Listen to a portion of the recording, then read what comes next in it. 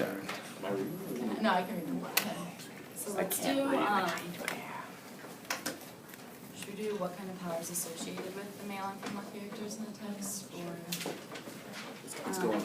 Well, I think that if we're doing that one, like, we can start off with, and like, the original, like, comparing, like, Miss of Avalon to the original Oh, right, one. right, yeah. Like, in the original one, like, women were never seen to have, like, this overbearing, like, main power throughout the story, and in Miss of Avalon, you see that, although they're, like, the main characters are more, like, dark power-based, like, they definitely have more of an influence on the story. I think if that question, also in the original tales, it's always, like, you can always see it, like, it's always the woman's fault. Right, Like, yeah. Morgaine is seen as evil, and also it's always Guinevere's fault. It's never anyone else's fault, but it's Guinevere's. Back to what Amaya was saying, it's sort of like, in like some of the other iterations of the King Arthur story, it's like, it's kind of like the girl's fault, not that they're like evil or anything, but it's just like, somebody like falls in love with them and there's like, I will fight a war for you, and then that causes like a whole conflict.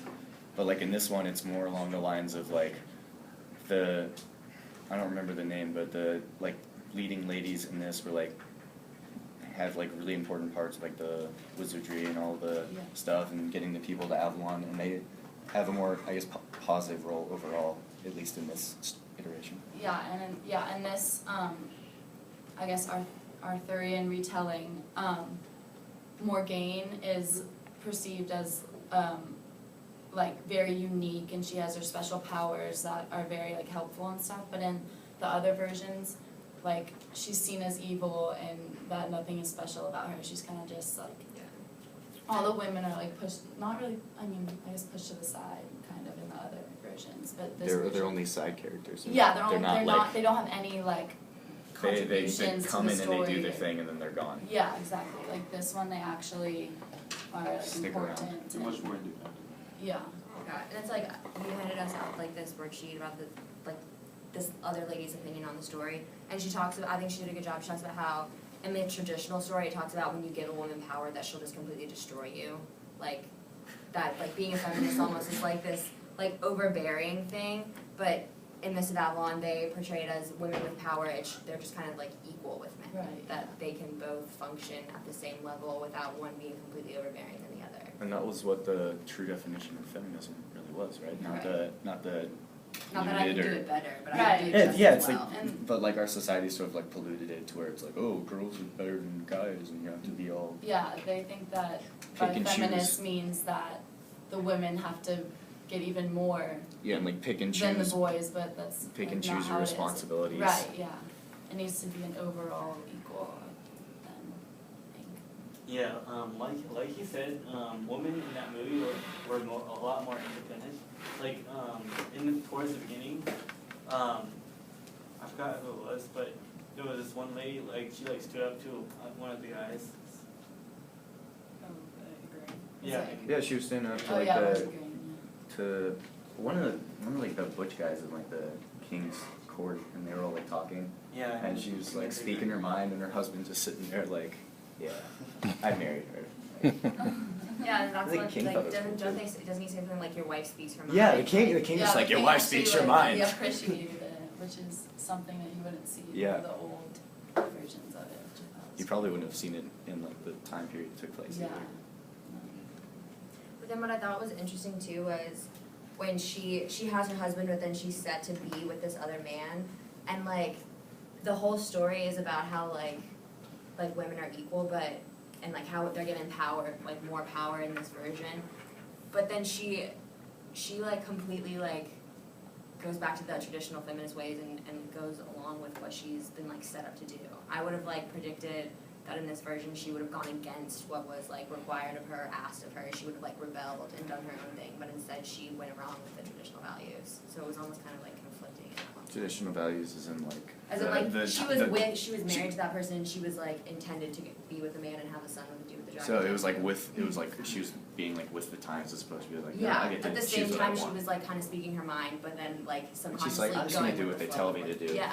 Later Yeah. in the movie, though, Morgaine actually does that. Like, she finds out that after she finds out that Arthur and her were set up, she decides that she never wants to be part of the whole, she never wants to be played like that again by Vivian, so she turns her back on Avalon. So she tries to forge her own way, which is what kind of screws everything up. Yeah.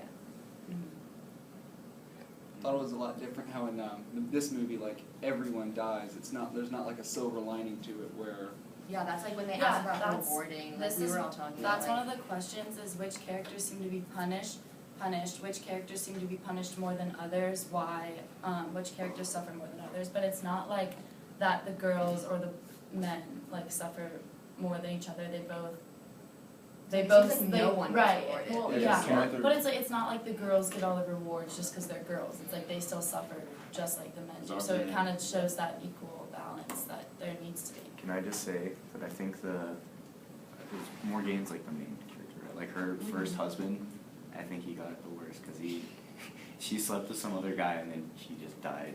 It's like, whatever. Oh, you're talking No, about you're talking Igraine, about that's Igraine. Igraine, Igraine's okay, husband, Morgane, yeah. Igraine.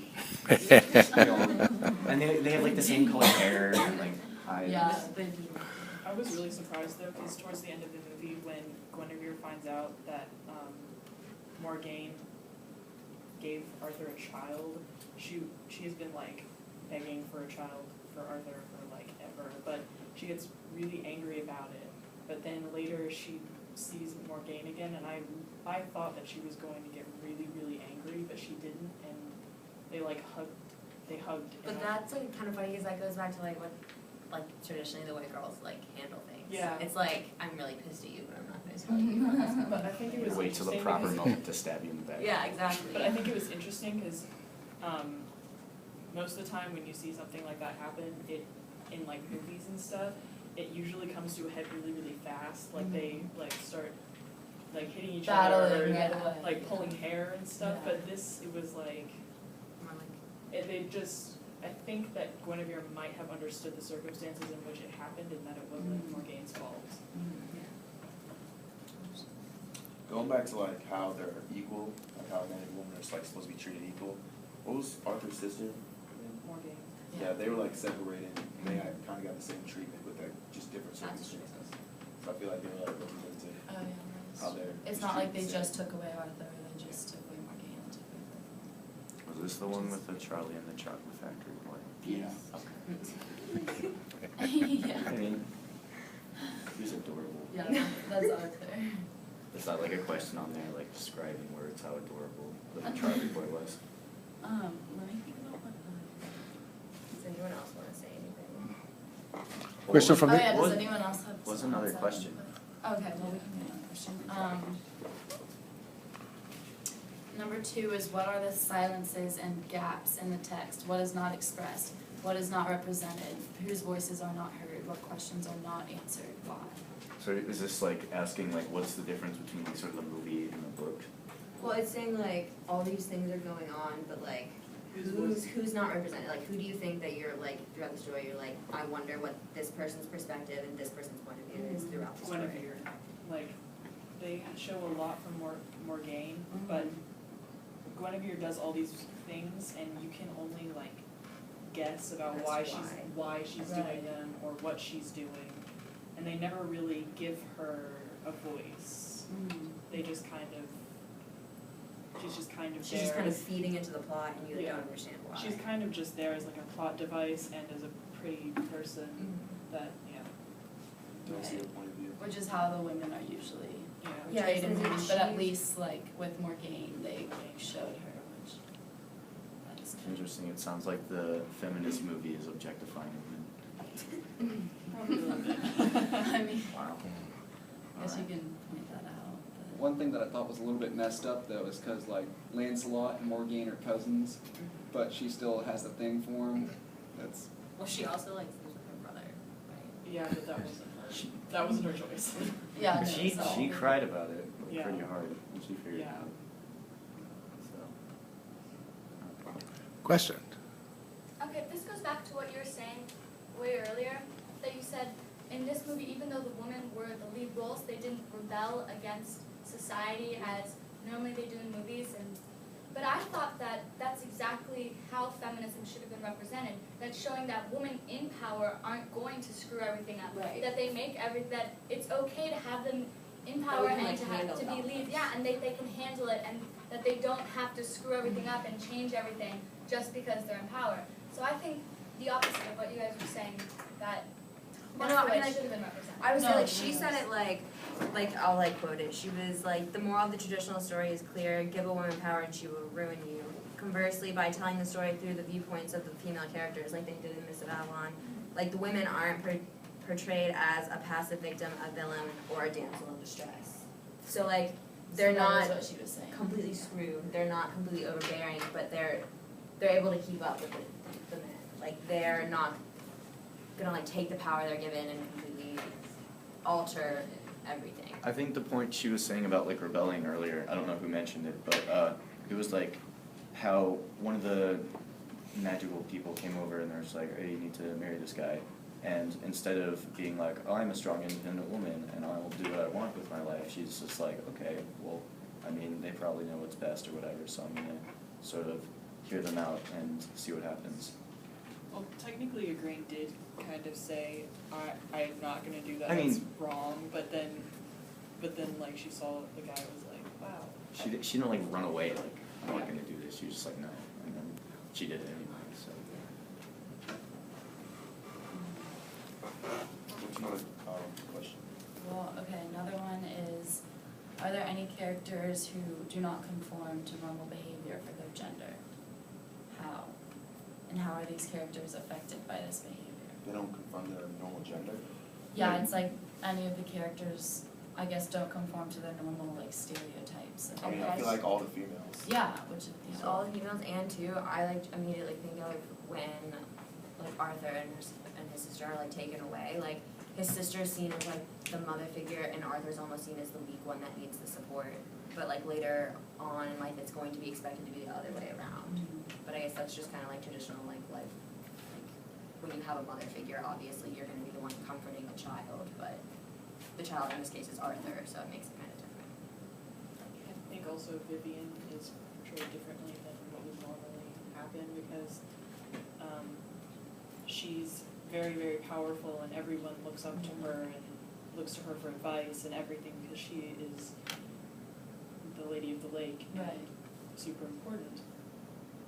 But normally she would probably be completely hidden by Merlin.